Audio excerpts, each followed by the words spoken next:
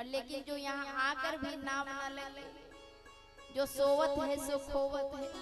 इसीलिए दोनों हाथ उठाकर जहाँ तक आप बैठे हो, जहाँ तक आप कथा श्रवण कर रहे हैं, दोनों हाथ उठाकर जयकारा लगाएंगे, बोल राधे राधे। और ये हाथ कब तक उठना चाहिए? बोले जब तक कथा होते रहेगी, और नहीं तो पता चलेगा ये राधा राधा में आधा आधा हो गया तो हम भी फिर समझ ही गए। इसलिए प्रेम से बोलना पड़ेगा राधे राधे राधे राधे। सूत जी कहते हैं महाराज कि भगवान का स्वरूप कैसा है? बोले आनंदमय है, और भगवान वांगमय है। वांगमय कैसे? बोले भगवान के पास जो भी जाता है, भगवान 3 प्रकार की चिंता को मुक्त कर देते हैं, अधिदैविक, दैहिक और भौतिक। अधिदैविक जो दिखता नहीं हो, दैहिक जो शरीर में कष्ट होता है, और भौतिक जो सांसारिक सुख सुविधा होता हो। और उस संसारिक सुख सुविधा में जो बड़ा कष्ट हो रहा हो, हम भोग रहे हैं, वो भगवान के नाम को जब हम लेने लगते हैं तो भगवान 3 प्रकार के कष्ट को खत्म कर देते हैं। लेकिन कब करेंगे महाराज? बोले जब हम प्रेमी बन जाएंगे। तो प्रेमी 3 प्रकार के होते हैं। एक प्रेमी जो सामने वाला प्रेम करे तब हम प्रेम कर रहे हैं, यानी रिप्लाई चाहिए कुछ ना कुछ, सामने वाला किया तो हमने भी किया। दूसरा प्रेमी होता है कि सामने वाला करे या ना करे फिर भी हम प्रेम करेंगे। इसका मतलब आप समझ रहे हैं? इसका मतलब है कि जो ना भी सुनेगा उसको भी हम सुनाएंगे। एक तो भाई जो सुन रहे उनको सुनाएंगे ही, एक ना भी सुने उनको भी सुनाएंगे। और तीसरा प्रेमी होता है कि कोई चाहे जितना भी प्रेम कर ले, उसे बदले में प्रेम नहीं दे सकता है। तो महाराज जीवन में आप प्रेमी कैसा बनना भगवान का? बोले महाराज ऐसा मत कहना कि भगवान मुझे करेंगे तब करेंगे। बोले प्रभु आप मुझे करो या ना करो, फिर भी हम आपसे प्रेम करते रहेंगे। इससे क्या होगा? बोले हमारे जीवन का भक्ति बढ़ते चला जाएगा। और जब वो भक्ति बढ़ेगा तो क्या होगा महाराज? बोले जो हमारे जीवन की चिंता है। सूत जी महाराज कहते हैं कि चिंता मने सुखम सरतुर सरुल संपदम पर्यचति गुरु प्रीतो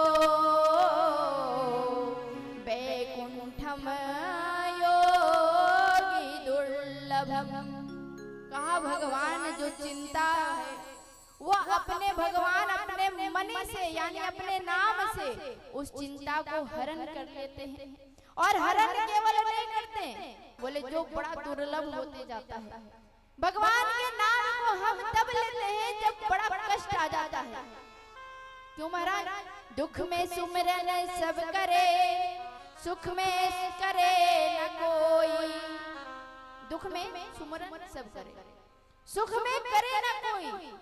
जो कदापि सुख में करे, दुख काहे क्यों होई। जीवन में जब सुख संपत्ति आ जाता है तो लोग भगवान को छोड़ देते हैं। कहते हैं प्रभु अरे आपने मुझे इतना दे दिया है, मैं आपके नाम को क्यों लूं? या ये बोल सकते हो कि जब बच्चे को खिलौना मिल जाता है तो बच्चा माँ को भूल जाता है थोड़ी देर के लिए। वैसे ही संसार के लोग हैं, जब भगवान खिलौना रूपी सुख दे देते हैं तो संसार वाले क्या करते हैं? भगवान को ही भूल जाते हैं। तो किसी ने भगवान से कहा प्रभु आप ये 24 अवतार लेकर धरती धरा पे आए हो, तो बताओ 24 अवतार में भक्तों की बेड़ा पार नहीं हुई जो आप ये कृष्ण रूप बनकर आए? तो भगवान ने कहा कि देखो जो कृष्ण अवतार है ना वो लीला पुरुषोत्तम है, यानी भगवान लीला करते हैं। जितनी भी लीलाएं भगवान ने किया उसको हम कर नहीं सकते। और ये जो कृष्ण नाम है ना, ये कृष्ण राम का नाम जो है वो आप मृत सैया पे भी रहेंगे तो राम का नाम ले सकते हैं, लेकिन जो कृष्ण का नाम है वो आप तब तक ले सकते हैं जब आपके अंदर युवावस्था होगा। और कहीं पता चल गया कि आगे का 2 दांत टूट गया, जो बुजुर्ग होते हैं उनके आगे के दो दांत टूट जाए ना, उनसे जाकर पूछो, कहो कि भाई आप कृष्ण बोलो, तो महाराज वो कृष्ण नहीं बोल सकते, वो क्या बोलेंगे? कृष्ण कृष्ण बोलेंगे, क्योंकि जो हवा है ना वो दांतों से बाहर निकल जाती है टूट जाने की वजह से। तो भगवान कहते हैं कि जिसके अंदर शक्ति हो, एनर्जी हो, और तब जाकर मेरा नाम लेता है, तो मैं उसके जीवन में भक्ति बढ़ा देता हूँ। और अगर जो अवस्था गिर जाए तो नाम लेने योग्य भी मैं नहीं छोड़ता।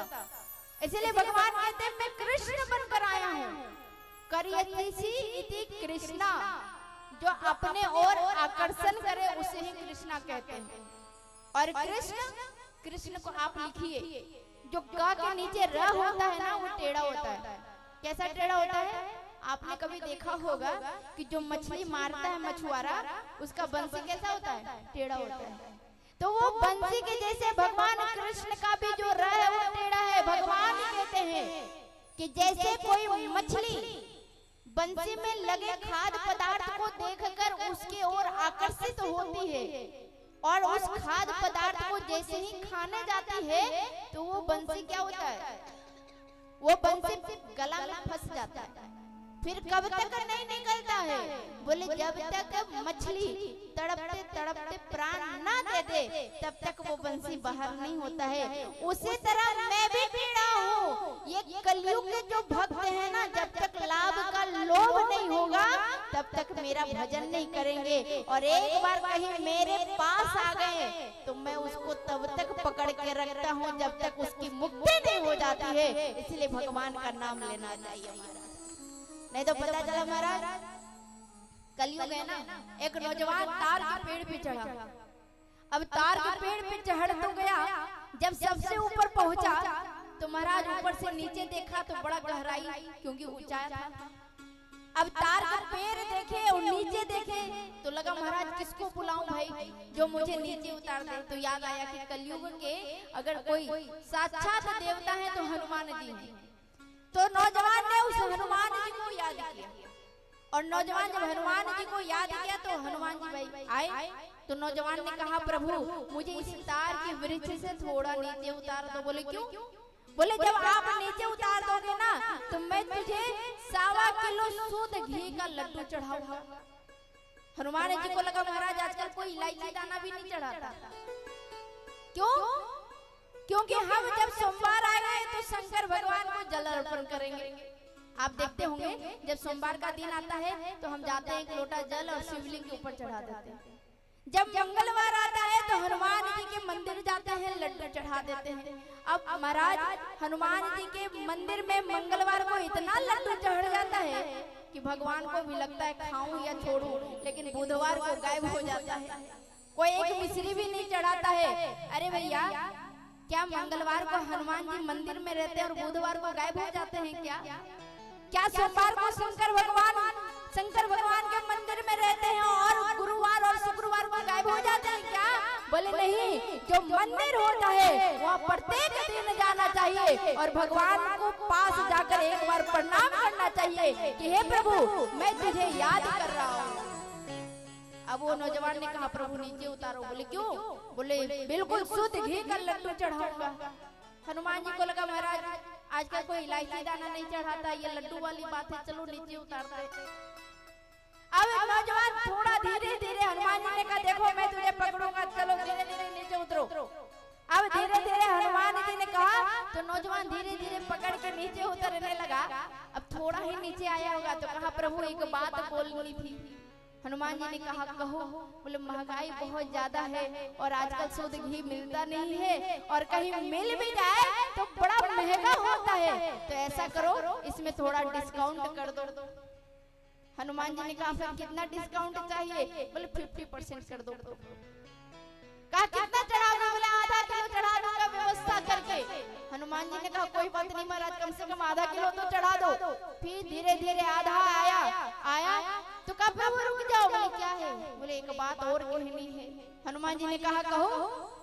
कहा प्रभु मैं बेरोजगार हूँ, कोई नौकरी नहीं करता हूँ, तो ऐसा करो इसमें भी डिस्काउंट कर दो। हनुमान जी ने कहा क्या करूं? बोले 50%, ज्यादा नहीं। यानी आधा किलो का 250 ग्राम हो गया। नौजवान हिम्मत करके ऊपर से बिल्कुल नीचे उतर गया, हनुमान जी को हाथ जोड़ा तो हनुमान जी को लगा कि लगता है कि लड्डू वड्डू की व्यवस्था होगी, लेकिन उसने क्या कहा प्रभु आज के बाद मैं ना ऊपर चढ़ूंगा ना तुझे लड्डू चढ़ाऊंगा। तो महाराज आजकल कलयुग के भक्त भी ऐसे ही हैं, दुख बड़ा तो कहाँ गए, बोले भगवान के पास, और सुख पड़ गया तो परिवार में उलझ के रह जाते हैं।